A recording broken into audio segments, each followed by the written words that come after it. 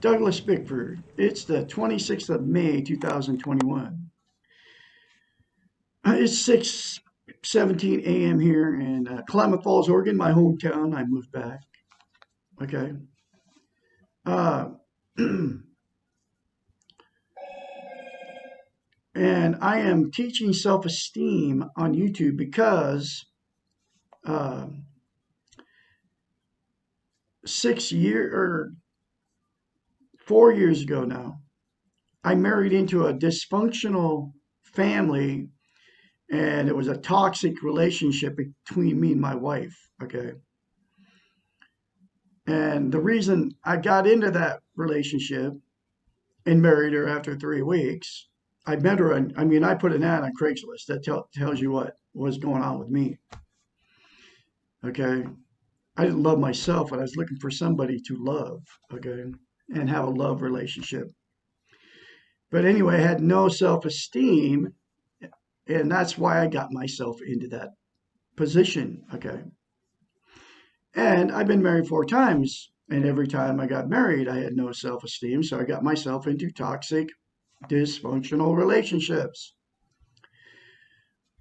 So that's why I'm here today teaching how to attain self esteem, because there's one simple concept that I learned out of the book, The Portable Therapist, by a doctor of psychology. She went to school between 8 and 10 years to get her doctorate. She's a psychiatrist, but she's a therapist psychiatrist. Okay, so she knows the brain. She knows how it works. And this information didn't come from Douglas Bickford. I never even knew it until I accidentally discovered the book in my son's house, who was married to an alcoholic, abusive woman, just like I was, because of his no self-esteem. And I found the book, The Portable Therapist, buried in a box, and I was looking for a coffee cup. Okay, just like this one. It was at the bottom of the box. No coincidence, folks. I believe God, who I call the Great Spirit, I believe I went to his house just so I could find that book because I found the book, I paid them rent, and within a few days, his wife kicked me out because she didn't want me around my son. Okay, because I quit drinking. I don't drink anymore because I knew I had quit drinking 2 weeks prior to 2 months prior to me splitting up with my wife. Okay, in Old Town, Idaho. But because of all that, anyway, the concept is okay. I get off on, I start thinking about stuff and I get off the subject. Sorry about that. But the one simple concept, which nobody teaches, I'm the only one teaching this concept, and how quickly it works to attain self esteem, self love, is look yourself in the mirror and say, I love you. And say it every day for the rest of your life. It will straighten out your life. If you drink, you won't drink anymore. If you're doing drugs, you won't do drugs anymore. If you're in a dysfunctional family, you'll leave the dysfunction. If you're married to an abusive guy or woman, you won't be in it. As soon as you start telling yourself you love, telling, saying to yourself in the mirror, I love you. Okay. You won't have to be there anymore if you keep saying it over and over again. I say it more than once. I'll say it right now. I love Douglas A. Bickford. I love my inner child. I'm not going to live in guilt in the past. I'm not going to live in anxiety in the future. I'm going to live right now the way it is in the present because that's all I have. Okay. I accept and I won't deny my and acknowledge and will not deny any pain I have caused in my 65 years from this point forward. I won't deny any sexual, emotional, or physical abuse I received all the way up to this point. I won't deny it. I won't mask it with pain. I won't mask the pain. Drugs, alcohol, sex, TV, religion, material possessions, new cars, new boats, you name it. I won't. I won't mask any of the pain I've received my whole life, and there's been a lot of it. Just like you out there. I won't mask it with anything because you got to face the pain because life is full of pain. Face the pain. Otherwise, mask pain never leaves. It comes back in tenfold. You have to face your pain, folks, and there is a lot of pain. So anyway, and then you say all that in the mirror. You only have to start out with "I love you" in the mirror. Then get the book, The Portable Therapist, which is in the link in the description of this video. It's between 12 or between like $6 and $12. So it's cheap. You can get it. So anyway, that's why I'm here on today's day teaching self-esteem because it's been trained out of us. Facebook, YouTube, CNN, ABC, Fox. And the other thing is turn your TV off, folks. They're brainwashing you. You don't even know it. They're sending you all kinds of subliminal messages, and they're doing the same thing with with the radio. They're putting it all in the country music. They're putting it in hip hop. They're putting it in rap. They're putting it in everything. There are vibrations that you can't hear that are going into your subconscious. Same thing on television. You can't see it, but it's happening. Okay. That's why the television is so evil. And so is the radio. They have an agenda. Okay. They're destroying families. They destroyed my family. I just was in that 3.5 year failed marriage, right? I don't watch TV, but my wife every morning 2 hours on in front of the computer, which is on the computer, and now it's on the phones. all the news, they blast you with it. And then they send you all the subliminal messages into your subconscious. My wife would come in there and tell me I'm in there playing piano at, whatever. I'd get up early and she'd get up behind me.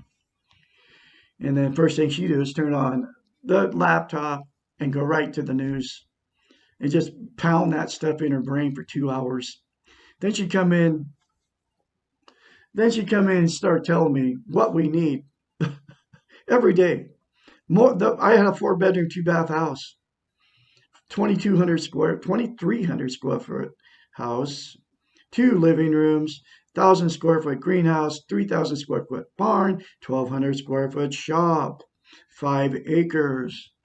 I had everything you could even imagine, but she'd always come in there as soon as she got off the internet, looking at all the news, looking at all the rich people and all their fancy cars and beautiful houses, and tell me, we need more stuff. I had a 4-bedroom house full of everything. Every closet was stuffed full. 5 refrigerator freezers, okay, stuffed full of food. 2 rooms stuffed full of food. I mean, 2 bedrooms, big bedrooms stuffed full of food. Everything. I had enough food to last probably 4 years. Canned goods, dry goods, you name it. I had 25-pound bags of salt. All of it. It was never enough.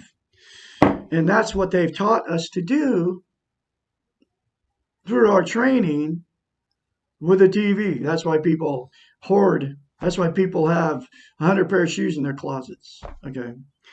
Anyway, this is chapter 52 from The Portable Therapist. I highly recommend you get the book, read it for yourself. It will change you from the inside out. You won't have that need to buy stuff anymore, okay? To make yourself happy. Why am I so critical? Judgmental. Criticism of others reflects our own level of insecurity.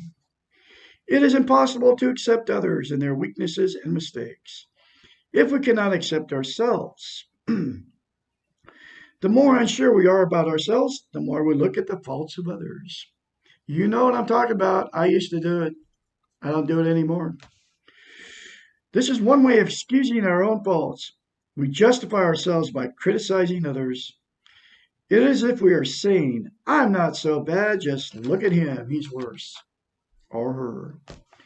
The Western model seems to need comparison with others and judgment of everything and everyone as a part of our competitive edge that we have been taught to acquire as a means to success.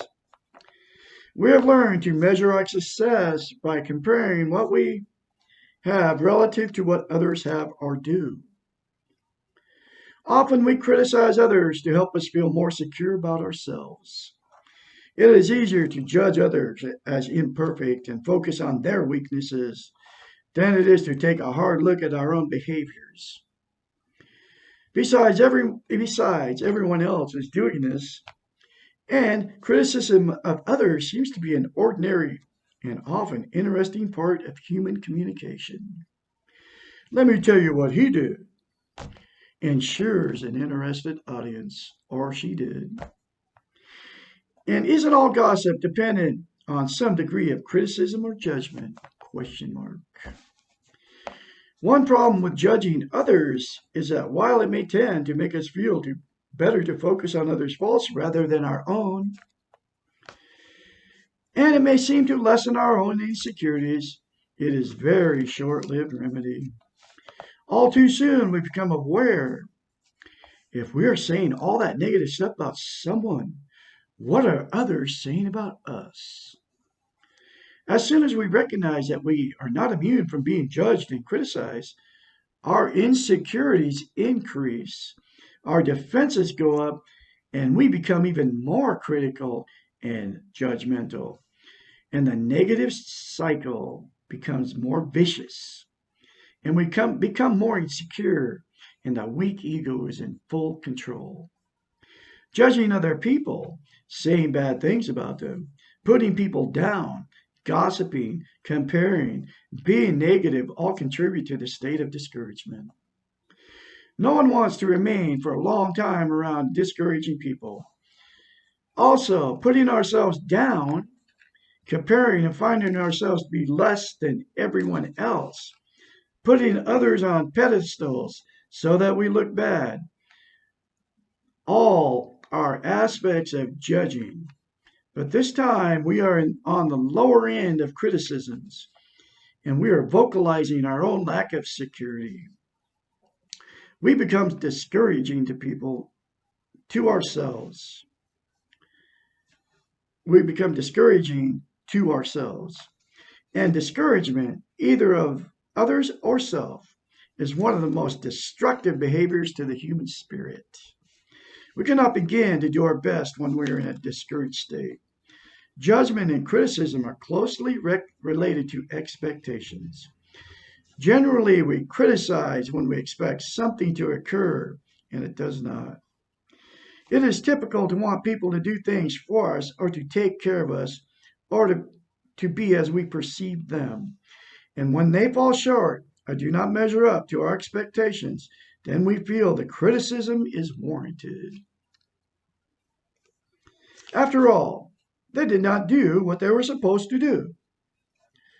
Think about this process for a moment. Whose eyes are doing the judging? Who is setting the standards? Who is assuming that they have the right perceptions? Judging others implies comparing them to something, and who has the right to know what the ultimate something is? When we criticize or judge others, are we not perceiving the world through self centered eyes? Are we not implicitly imposing our standards or beliefs or failures on others? All judgment and criticism of ourselves or others implies a need for perfection. Once we give this up, once we accept that no one can be perfect, then we no longer need to engage in the destructive and discouraging practice of judging others. We can accept and let others be. We can become encouragers. Now, you can all get out of the judging mode by doing the one simple step I said in the beginning of this video. Look yourself in the mirror, say I love you, and say it every day for the rest of your life. Then you can become an encourager. Then the other thing is get the book, The Portable Therapist, which is in the link, which I believe I already told you, in the description of this video. Get it, and you'll become a new person. I'm not the same person I was 6 months ago, almost 7 months ago now. I've been free. I've gained self-esteem because of that one simple concept. You can go watch all the gurus on YouTube all day long, all the good-looking women. You can go in there and criticize and judge and make comments about narcissists, codependents, and sociopaths, psychopaths. You can go in there and just keep slamming those people in comments because the good looking woman that's telling you all this stuff, oh man, she's all perfect and everything. And none of those things would be about her, right? She's too busy judging the person, the woman that's telling you all this stuff, how terrible narcissists are. I mean, that's a huge one on YouTube. And it's always Lisa Romano, Terry Cole, Dr. Ramani, supposedly a doctor, right? All these experts, all talking about, oh, how do you deal with a narcissist? Okay, and it just gets them. They make more money, and then all you out there go, oh, yeah, look at her. She knows the truth. But you don't have to. You do the one simple thing of saying I love you in the mirror. And you'll turn your television off. You'll never watch it again. You won't watch because you'll find out the truth of what they're doing to us with the TV. It's very, very evil. But now they're doing it on YouTube. All those good looking women talking to you, they're throwing subliminal messages in there for you. So you buy all their coffee cups, mugs, t-shirts, whatever else they're selling, right? So you just keep giving them money and they keep getting richer and feeding their weak ego. They are the narcissists they are trying to supposedly help you fight against, right? But I'm telling you, man, it's all real. You can get a hold of Douglas Bickford at douglasbickford753 at gmail.com if you want to get a hold of me. I'll have another chapter for you. You all have a great day.